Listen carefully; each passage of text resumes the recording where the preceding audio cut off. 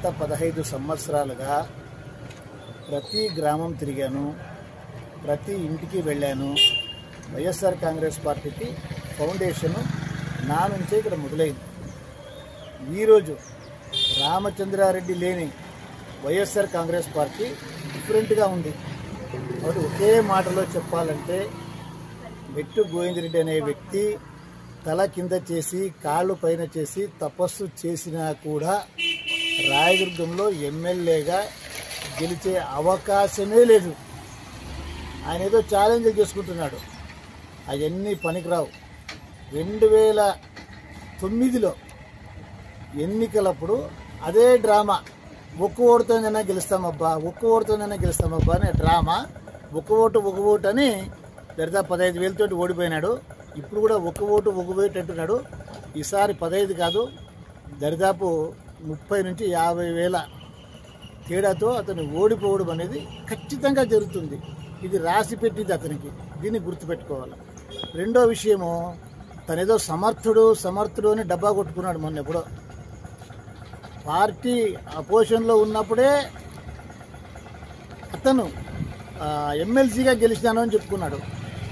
మెట్టు గోవిందరెడ్డి గారు ఒక విషయం గుర్తుపెట్టుకోవాలి.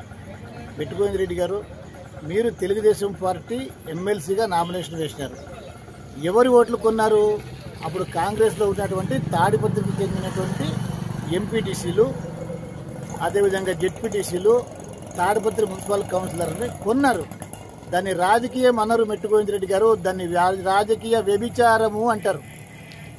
నువ్వు రాజకీయ వ్యభిచారం చేసి నువ్వు సమర్థుడు ఘనుడు అని చెప్పుకుంటే ఇది చాలా నీచమైంది. దీన్ని కూడా గుర్తుపెట్టుకోవాలి మెట్టు గోవిందరెడ్డి గారు. లేకపోతే ప్రజల్లో చాలా చులకనైపోతాం. నీకేం మాట్లాడాలో కూడా తెలియదు నీకు.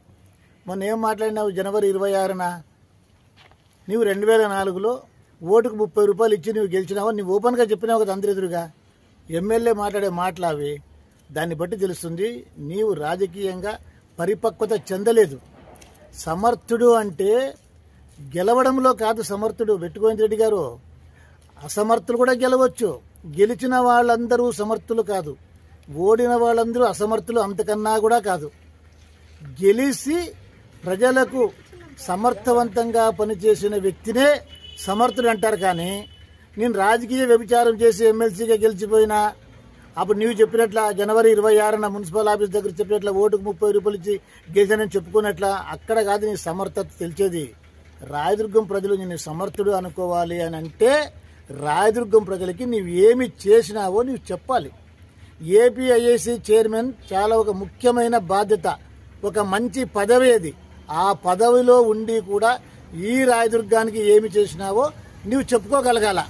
కాబట్టి ఈ రాయదుర్గానికి ఏమి చేసినావో చెప్పుకోవడానికి చేత కానటువంటి వ్యక్తివి నీకు నీవే సర్టిఫికేట్ ఇచ్చుకుంటే నువ్వు సమర్థుడు అంటే ప్రజలు ఎట్లా నమ్ముతారు? దీన్ని కూడా మీరు గుర్తుపెట్టుకోవాలా.